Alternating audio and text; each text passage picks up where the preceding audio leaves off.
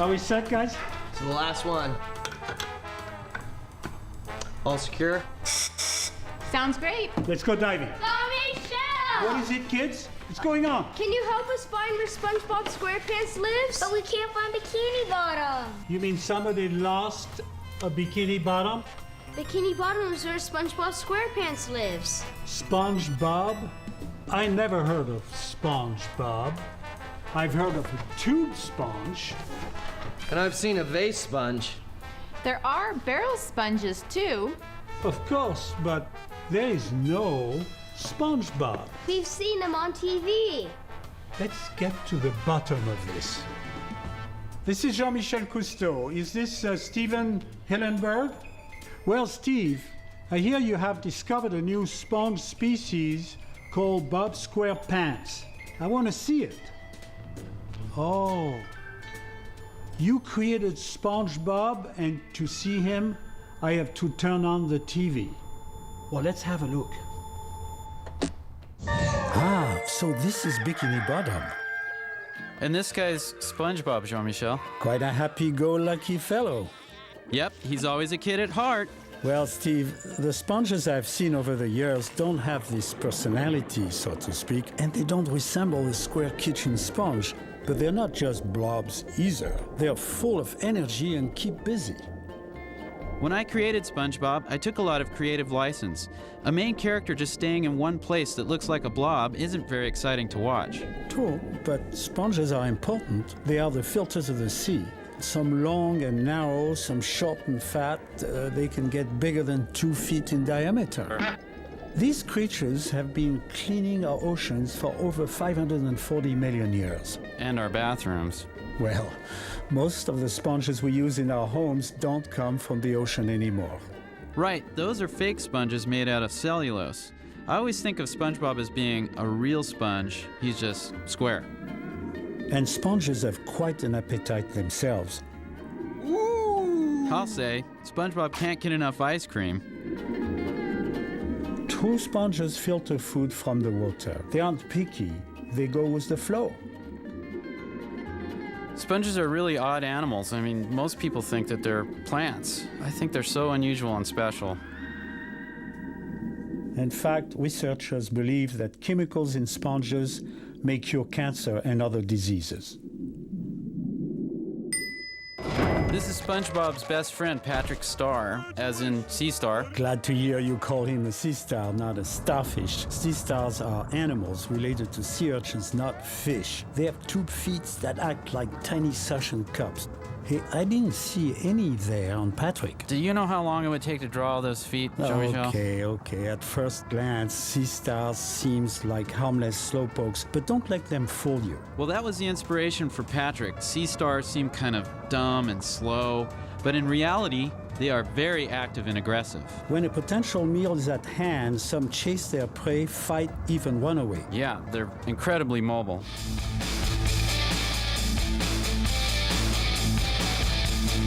They control population of other species on the reef by eating them, keeping things in balance. Well, then Patrick is definitely true to his kind. He loves to eat. And their eating habits are strange. Get this.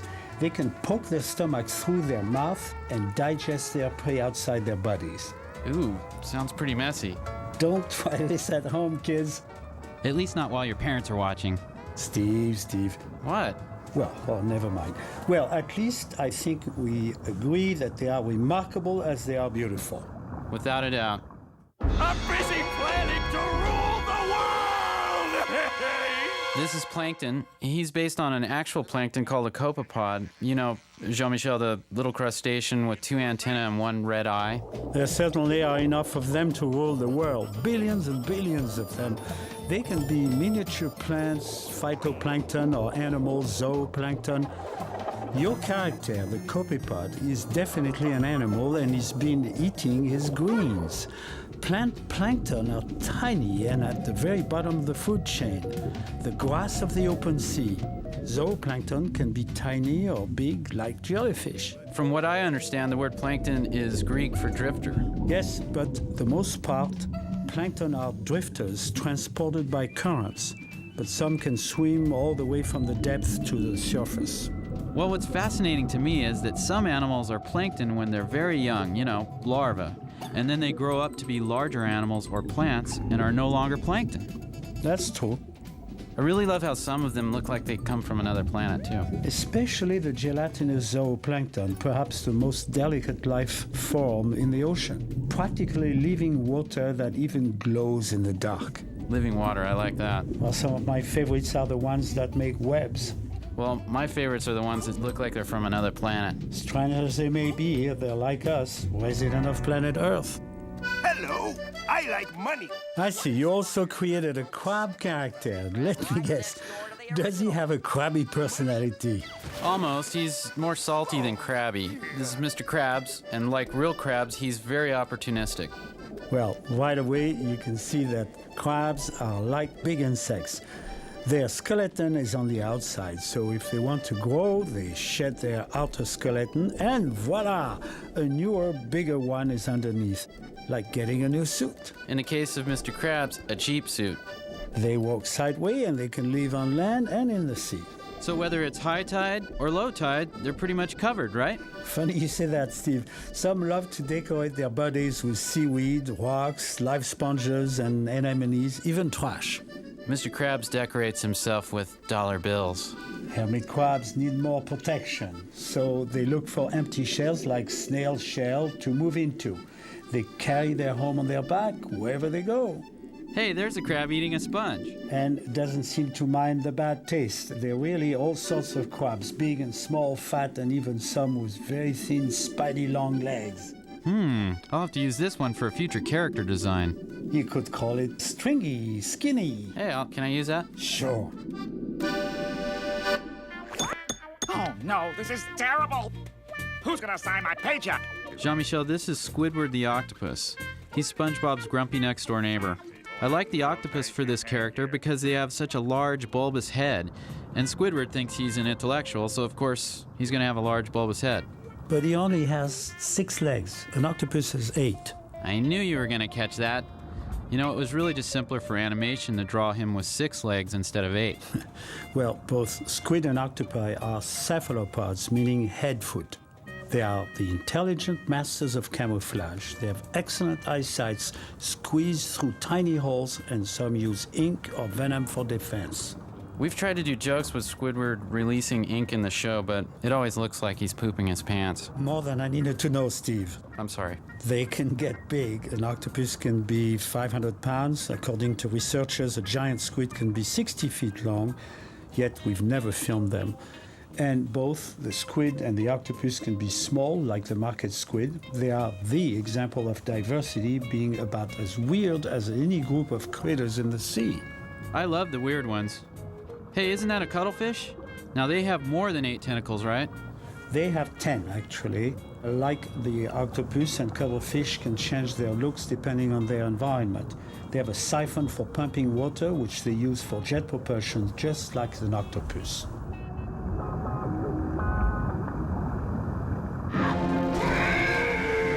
Wow, this doesn't look good. Is this the end of SpongeBob?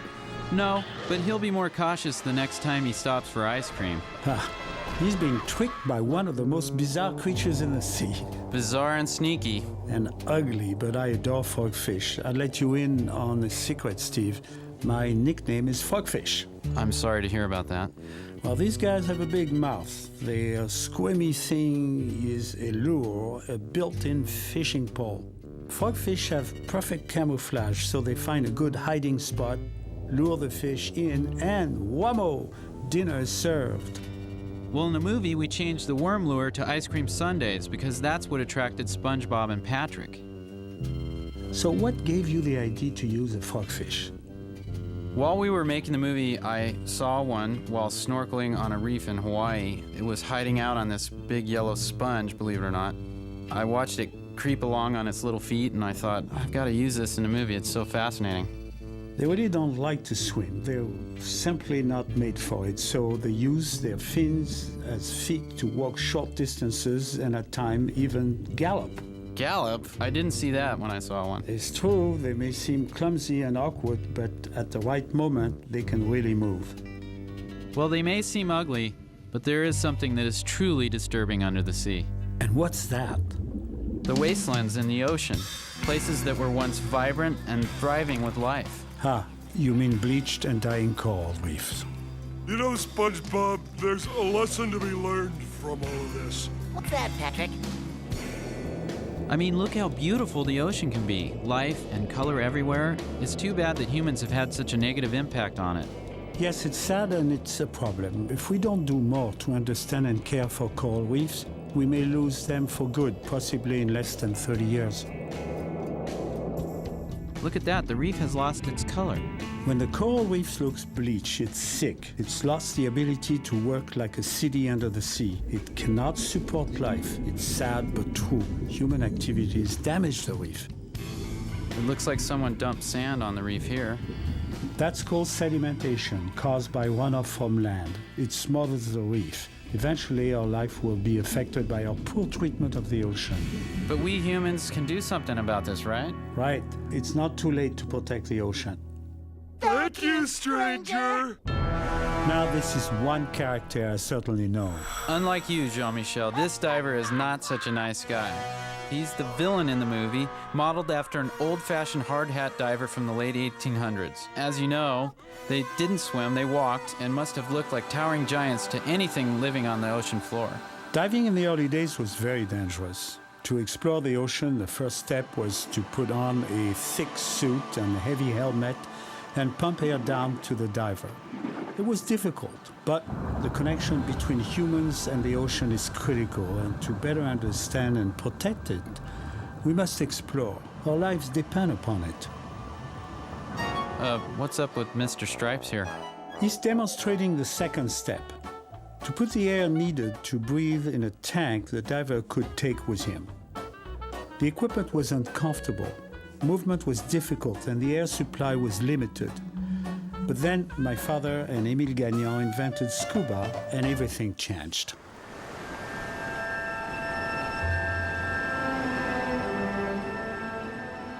Divers today enjoy advanced diving equipment that makes diving and working underwater safer and more comfortable. We now use different mixtures of gases to breathe, so we can safely go deeper for longer periods of time. Technology has allowed the human race to embrace the underwater world and become a man-fish. My team uses highly advanced systems, some that make no bubbles, so we can get up close to marine life. Our masks are designed so we can talk with each other underwater and with our crew above the surface. Wow, this is a serious dive suit here.